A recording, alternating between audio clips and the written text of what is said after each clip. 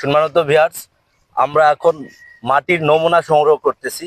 এই মাটির নমুনা সংগ্রহ করে এটা আমরা মৃত্তিকা গবেষণা ইনস্টিটিউটে পাঠাবো এবং এই মাটি নমুনা পরীক্ষা করা হবে। এই নমুনা পরীক্ষা করে আমরা জানবো যে এই মাটির পিএইচ কোন পর্যায়ে রয়েছে। আপনারা জানেন যে পিএইচ এর মান 1 থেকে 14 পর্যন্ত, নিরপেক্ষ মান হলো 5 থেকে 7 পর্যন্ত।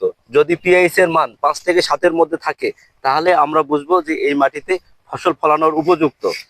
এই পিএইচ মান যদি কমে যায় অথবা বেড়ে যায় তাহলে সেই অনুযায়ী আমরা সেই মাটির ব্যবস্থাপনা নেব। আমরা এখন আপনাদেরকে দেখাবো যে মাটি কিভাবে নমুনা সংগ্রহ করতে হয়। তো মাটির নমুনা সংগ্রহ করতে গেলে অবশ্যই আপনাদেরকে এই যে কোদাল দেখতে পাচ্ছেন, এই কোদাল দিয়ে সজোরে একটি কোপ দিতে হবে। এভাবে অপর পৃষ্ঠে আর একটি কোপ দিব।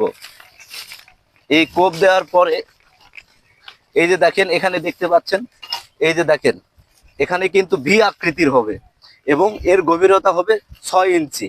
এভাবে আমরা মাটির একটা জমির আইল থেকে 3 ফিট ভিতরে আমরা 9 জায়গা থেকে মাটির স্যাম্পল কালেকশন করব এবং এই স্যাম্পল কালেকশন করে আমরা একটি জায়গায় সেগুলো মিশ্রণ করব এবং মিশ্রণ করে 4টি ভাগে বিভক্ত করব এবং 4টি ভাগে বিভক্ত করার পরে সেই 2টি ভাগকে আমরা বাদ দিব। বাদ দেওয়ার পরে দুটি ভাগ থাকবে, সেই 2টি ভাগ আবার মিশ্রণ করে সেখান থেকে আমরা হাফ কেজি পরিমাণ মাটি নিয়ে সেটা আমরা নমুনা হিসাবে মৃত্তিকা গবেষণা ইনস্টিটিউটে পাঠাবো।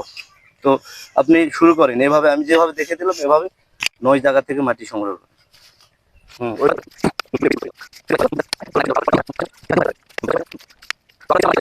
তো আমি জানবো আমাদের কৃষি সম্প্রসারণ অধিদপ্তর থেকে আমরা একজন আদর্শ কৃষককে এই মাটির নমুনা সংগ্রহের উপরে প্রশিক্ষণ দিয়েছিলাম। তো আমরা জানবো যে উনি আসলে এই বিষয়ে কেমন শিখেছেন, সেই বিষয়ে উনি শেয়ার করবেন আপনাদের। তো সিদ্দি ভাই, আপনি ভালো আছেন? আলহামদুলিল্লাহ। আপনি কোথাতে থাকেন? আমরা যেটা আরো কয়েকটা। তো আপনি যে প্রশিক্ষণ করছিলেন, তো এই বিষয়ে যদি আপনি কিছু বলতেন যে কিভাবে মাটির নমুনা সংগ্রহ করতে হয়, যদি একটু জানাতেন। আলহামদুলিল্লাহ, আমাদের নেমাতপুর উপসহকারী কর্মকর্তা হাজিনার ইউনিয়নের মামুন স্যার ইতিপূর্বেই কিছু কথা বলেছেন, যা আর বলার প্রয়োজন হয় না। তারপর যেহেতু স্যার বলছেন একটু জানাই দেই। আমি যে ট্রেনিং করেছি সেই ট্রেনিং হচ্ছে একটা জমির মাটি নমুনা নেওয়ার জন্য মানে ওই কিওরের আল থেকে 3 ফিট ভিতরে 9 জায়গা, 3 ফিট ভিতরে 9 জায়গাতে আমরা মাটি তুলবো।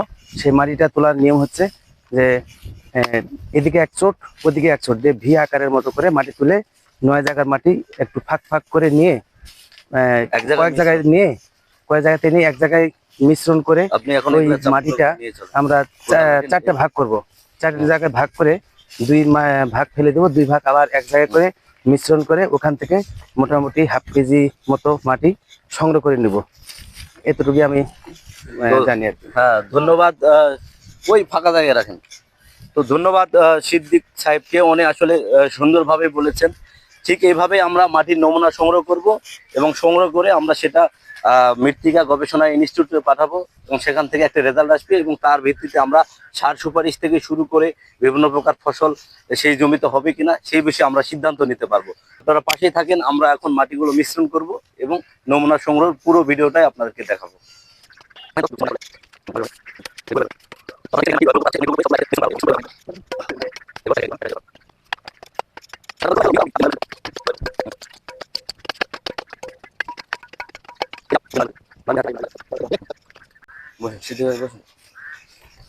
একটু এই যে আপনারা দেখছেন আমরা মাটিকে 4টি ভাগে বিভক্ত করে ফেলছি এবং এখন কি করণীয় আপনি যদি একটু বলতেন। এখন করণীয় হচ্ছে কোনাকুনি আমরা 2টা ভাগ নিব আর কোনাকুনি 2টা ভাগ ফেলে দিব, হটাই দিব। সরাই দিব। হ্যাঁ, সরাই দেওয়ার পরে এই 2 ভাগ আবার এক জায়গায় করব, আবার মিশ্রণ করব।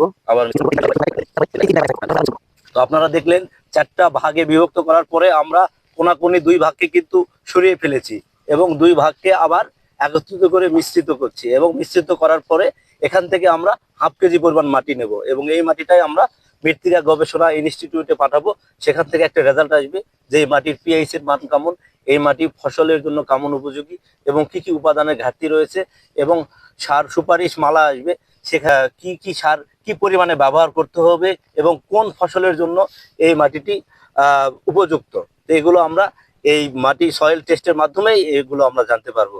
তো আপনারা জানলেন, ঠিক এই পদ্ধতিতে আপনারাও আপনাদের জমির মাটি সংগ্রহ করে কৃষি সম্প্রসারণ অধিদপ্তরে যোগাযোগ করে মাটির স্যাম্পল জমা দিতে পারেন, এবং জমা দিয়ে আপনার জমির উর্বরতা শক্তি সম্পর্কে ধারণা পাবেন, এবং সার সুপারিশ মালা অনুযায়ী আপনার জমিতে রাসায়নিক সার এবং জৈব সার ব্যবহার করতে পারবেন। আমরা নিয়ে নিচ্ছি। আরো এই যে দেখতে পাইলেন, গোটা জমির যে স্যাম্পল নিয়েছিলাম সেখান থেকে নিয়মতান্ত্রিক ভাবে আমরা 1/2 কেজি পরিমাণ মাটিটা নিয়ে নিলাম। এখন এই মাটিটা আমরা সয়েল টেস্টের জন্য পাঠাতে পারবো। এটাই হলো পদ্ধতি।